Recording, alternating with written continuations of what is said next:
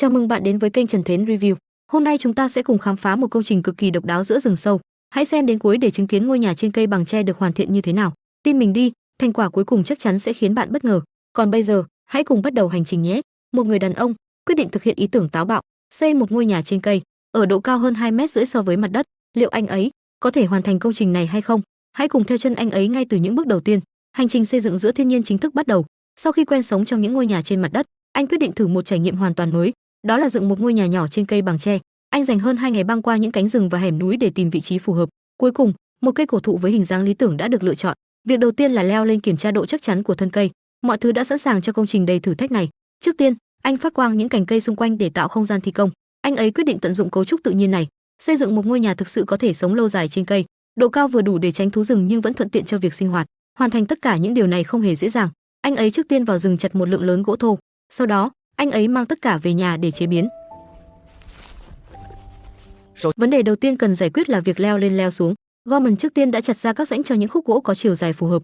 Sau đó, anh ấy sử dụng những chiếc đinh sắt để cố định chúng trên thân cây. Như vậy, chúng có thể đóng vai trò như một cái thang để leo lên leo xuống. Nếu muốn sống lâu dài trên cây, độ vững chắc của nền móng mới là yếu tố thực sự quan trọng. Gorman sử dụng dây thừng để treo từng khúc gỗ thô lên cây, đợi đến khi độ cao phù hợp rồi dùng đinh sắt để cố định. Sau khi 6 khúc gỗ thô được cố định chéo nhau, một khung nền đủ sức chịu tải dần dần hình thành.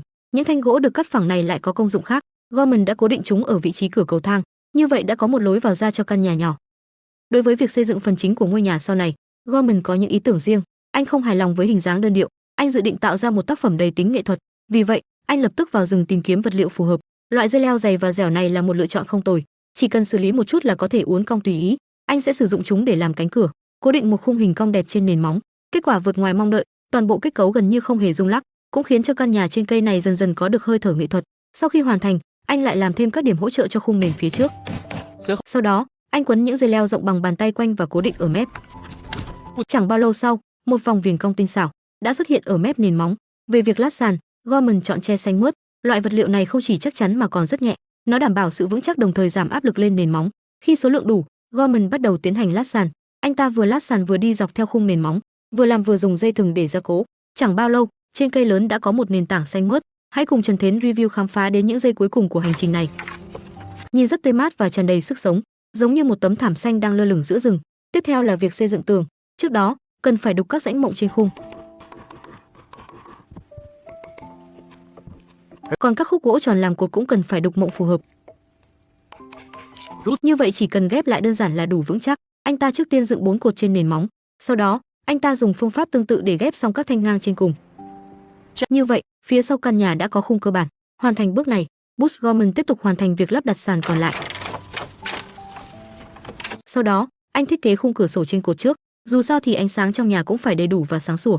Điều này giúp cho bên trong căn nhà vừa thông thoáng vừa ấm áp. Còn tường chính, anh cũng sử dụng tre để ghép lại. Anh sắp xếp tre theo chiều ngang. Sau đó, anh dùng dây thừng chắc chắn để đan. Việc đan này không chỉ đảm bảo độ chắc chắn cho tường, mà còn cho phép gió nhẹ trong rừng có thể từ từ luồn qua các khe tre, mang lại không khí trong lành. Phần cong ở phía trước, anh trực tiếp tạo ra hình vòm đẹp mắt, nhìn giống như mũi của một chiếc thuyền nhỏ, đầy tính nghệ thuật và sự linh hoạt trong thiết kế. Đây là minh chứng cho kỹ năng sinh tồn và sự kiên trì đáng nể. Còn phần vuông ở phía sau, cần phải lắp đặt thêm khung mái hình chữ A. Điều này giúp ngăn nước mưa tích tụ trên mái hiệu quả, đảm bảo rằng căn nhà vẫn khô ráo trong mùa mưa, đồng thời tạo ra sự tương phản khéo léo với thiết kế hình vòm ở phía trước, cứng mềm kết hợp hài hòa, giúp toàn bộ hình dáng của ngôi nhà trên cây có chiều sâu hơn. Có được khung thì có thể tiếp tục đan những cây tre xanh mướt lên. Khi anh ta hoàn thành việc niêm phong tất cả các khe hở của tường, toàn bộ mái nhà như được khoác lên một lớp giáp xanh non. Dưới ánh nắng, nó lấp lánh với ánh sáng dịu dàng. Nhưng thử thách thực sự nằm ở cấu trúc đan tre sẽ chống chọi như thế nào với sự tấn công của mưa kéo dài. Gorman thông minh chuẩn bị tận dụng những lớp vỏ cây rộng lớn này. Anh ta đã thu gom vài bó lớn từ cây cổ thụ bị đổ mang về nhà. Sau đó, anh ta sử dụng dây thừng để ghép chúng lại thành từng mảnh. Rất nhanh chóng, anh ta có được một lớp vỏ cây chống nước hoàn chỉnh. Rất khó tin đây chỉ là những vật liệu thô sơ mà anh đã thu thập. Anh ta đặt những lớp vỏ cây này, cẩn thận trải lên khung đan tre của mái nhà, như thể đang đắp lên ngôi nhà một lớp ngói cổ kính. Sau khi hoàn thành tất cả những điều này, cấu trúc chính của nhà cây đã cơ bản hình thành.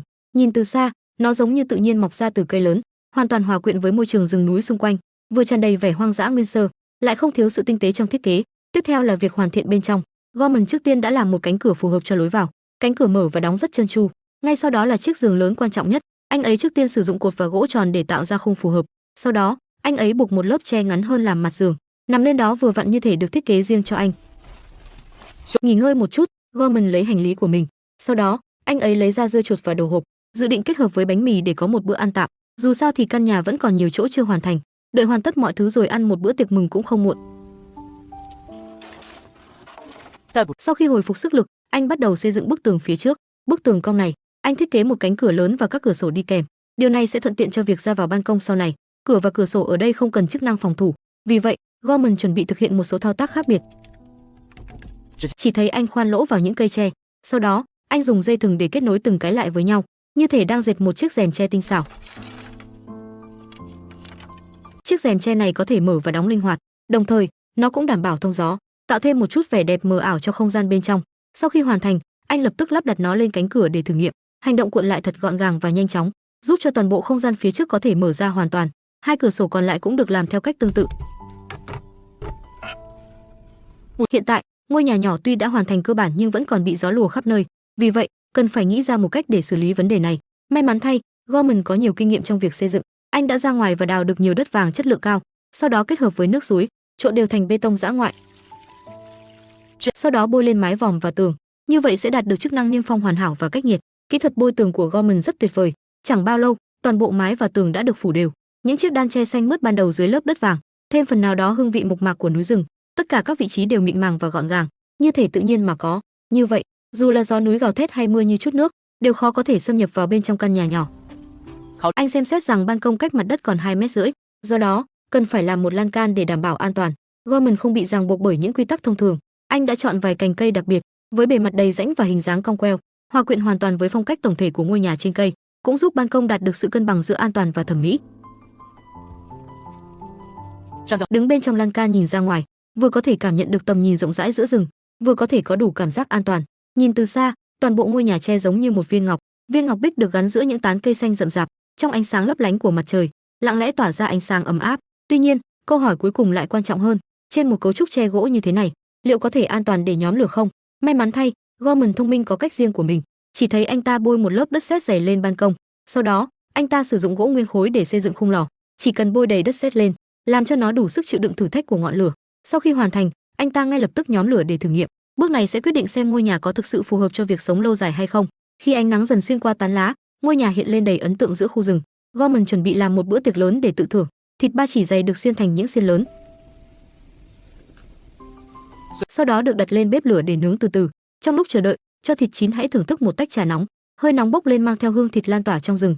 Dầu mỡ xèo xèo kêu vang, nhỏ giọt xuống ngọn lửa từ que tre, kích thích những làn khói trắng quyến rũ. Gorman ngồi thư giãn bên cạnh, lặng lẽ chờ đợi.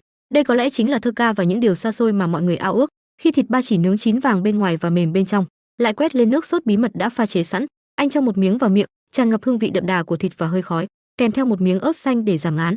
Tất cả sự mệt mỏi tan biến trong khoảnh khắc này. Sau nhiều ngày nỗ lực, thành quả cuối cùng đã xuất hiện. Ăn uống no đủ, Gorman đóng cửa cuốn lại, nằm trên chiếc giường tre do chính tay mình làm, nhìn qua cửa sổ ngắm những vì sao lấp lánh trên bầu trời. Đây không chỉ là một ngôi nhà trên cây, mà còn là một không gian yên tĩnh. Bạn đánh giá công trình này được bao nhiêu điểm? Hãy để lại ý kiến của bạn ở phần bình luận nhé. Nếu yêu thích những video sinh tồn như thế này, đừng quên theo dõi kênh. Sự ủng hộ của bạn là động lực để kênh tiếp tục mang đến nhiều nội dung hấp dẫn hơn.